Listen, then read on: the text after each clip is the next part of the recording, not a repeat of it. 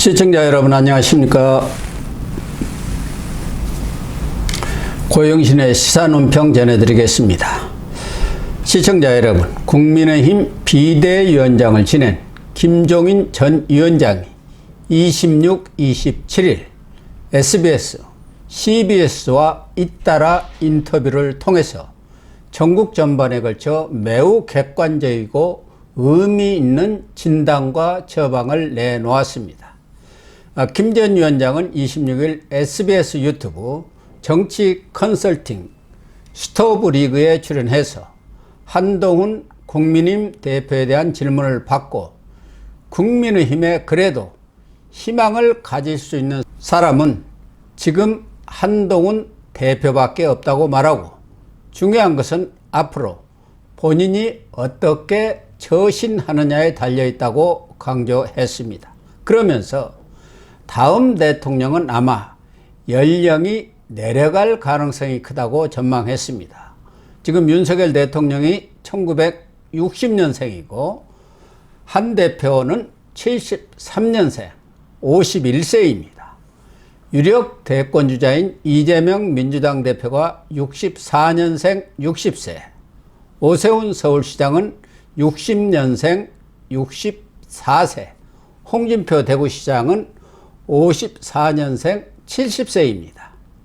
만약 한 대표가 대통령이 된다면 정치권이 완전 판갈이 되는 사태가 일어날 것입니다. 김 전 위원장은 한 대표와 한 번도 개인적으로 만나본 적이 없다면서 왜 그런 얘기를 하느냐 하면은, 솔직히 말해서 국민의힘이 그나마 희망을 가질 수 있는 사람은 한 대표밖에 없다. 적어도 지금 현재는 그렇다고 진단했습니다. 김 전 위원장은 일부 다른 대권 주자에 대해서도 언급을 했는데요. 안철수 국민의힘 의원에 대해서는 이미 대선 주자로는 끝났지 않느냐. 원희룡 전 국토부 장관에 대해서는 태도를 보니 무슨 영웅 심리가 있어서 그런지 모르지만 인천 계양을 선거에서 졌고 본인의 꿈도 사라졌다. 이낙연 전 국무총리는 다시 기회가 오는 것은 불가능하다. 오세훈 서울시장은 외곽에 있는 사람이라고 평가했습니다. 김 전 위원장의 평가가 무슨 금과 옥조가 되는 것은 아니지만 적어도 현재 우리 정치권에서 여야를 넘나들면서 정관계 요직을 두루 거친 사람입니다. 민주당과 국민의힘 비대위원장을 지낸 그야말로 자타가 인정하는 정치 원로이자 최고 정치 고수, 책사로 불리고 있습니다. 킹메이커로 박근혜, 문재인, 윤석열 정권의 탄생에도 적지 않은 기여와 영향을 미쳤습니다. 1940년생이니까요. 84세입니다. 김 전 위원장이 최근에 명태균 사건에 휘말려서 구설에 오르내리고는 있습니다만은 지금은 현실 정치와는 거리를 두고 있습니다. 따라서 좀 더 객관적인 입장에서 정치 현실에 대해 얘기할 수 있는 위치에 있지 않나 생각합니다. 4.10 총선 결과에 대해서도 윤석열 정권의 업적에 대한 평가이지 한동훈 대표에 대한 평가는 아니지 않느냐.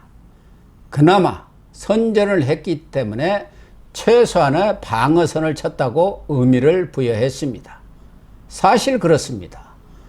용산의 이딴 실책으로 붕괴 직전의 상황에서 한 대표가 2조 심판론을 꺼내 들고 개헌 저지선을 지켜달라고 읍소해서 부산 유권자들이 낙동강 전투에서 승리를 해서 가까스로 최악의 상황을 막았습니다.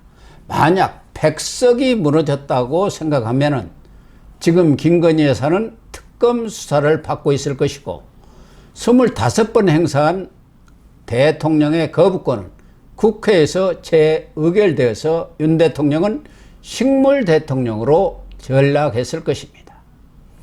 김 전 비대위원장은 27일에는 CBS 기독교 방송 인터뷰에서 최근 친한 친윤 간의 내분을 벌이고 있는 이른바 당원 게시판 논란에 대해 지역적인 일로 꼬투리를 잡아서 대표를 자꾸 어려운 상황으로 몰아서 결국 흔히들 얘기하는 김옥균 프로젝트를 실행하려고 하는 상황이 아닌가 의심을 갖게 된다고 비판했습니다.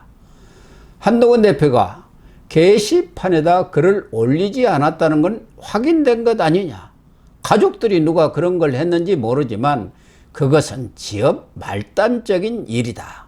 이렇게 지적을 하면서 지금 국민의힘은 한동훈 체제가 흔들리면 굉장히 어려운 상황을 겪을 수밖에 없다. 한 대표가 그래도 63% 지지로 당선된 사람인데 그 사람을 흔들어낸 다음에 국민의힘의 위치가 어떻게 될 거라는 것은 모두가 다 스스로 생각할 필요가 있다. 이렇게 따끔한 일침을 놓았습니다.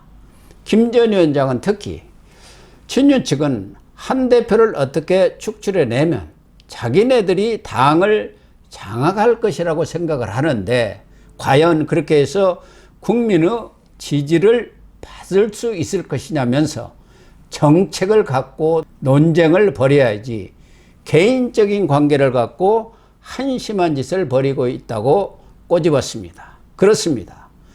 구태여 김 전 위원장의 지적이 아니더라도 지금 이재명 민주당 대표는 위중교사 재판에서 무죄를 선고로 받은 뒤 기가 펄펄 살아나서 대여 총공세를 펴고 있습니다. 전국이 살얼음판을 걷는 상황인데 집권 세력은 윤 대통령과 한 대표 간 갈등이 여전히 해소되지 않고 있습니다. 당은 쇄신은커녕 친한 친윤이 패를 갈라서 헤게모니 쟁탈전을 벌이고 있습니다. 여권의 한심한 행태에 보수 우파마저 복장을 치면서 고개를 내젓고 있는 참담한 실정입니다. 김 전 위원장은 야당의 윤 대통령 탄핵이나 조기 대선 주장은 백날 떠들어봤자 의미도 없고 불가능한 얘기라고 일축하고 있습니다. 이재명이 비록 위중교사에서 무죄를 받았지만 공직선거법 재판에서 징역형을 선고받아 발목이 잡혀 있기 때문에 결국 내년 항소심 결과가 나와봐야 이재명의 운명이 판가름 날 것이라고 내다봤습니다. 항소심 결과가 나오면은 이 대표도 거취를 정리하는 수순에 들어갈 수밖에 없지 않겠느냐는 판단입니다. 결국 윤석열 정권이 윤한 협력을 바탕으로 빈사 상태의 경제를 살려내면 정권 재창출도 가능하다는 것이 김 전 위원장의 충고이자 처방입니다. 그럼에도 불구하고 여권이 힘을 모으려는 노력보다는 눈앞의 기득권에 집착해서 자중질환을 벌이는 원심력만 키우고 있어서 안타깝기 짝이 없습니다. 민주당은 김건희 특검법 처리를 늦추면서 특검법이 부결되고 나면 한동훈 대표는 토사구팽 당할 것이라고 친한 친윤 간 이간질을 부채질하고 있습니다. 정말 턱도 없는 소리입니다. 지지율 20%인 윤 대통령이 무슨 수로 김종인 전 위원장마저 국민의힘 유일한 희망이라는 한 대표를 끌어내릴 수 있다는 말입니까? 이준석, 김기현 전 대표처럼 찍어낼 수가 없습니다. 그랬다가는 스스로 제 눈을 찌르는 꼴이고 공멸을 자초할 뿐입니다.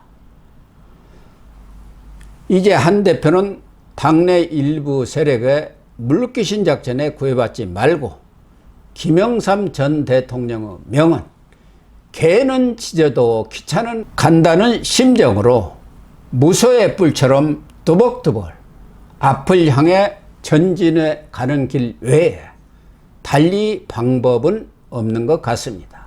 방송 마치겠습니다. 시청해 주셔서 감사합니다.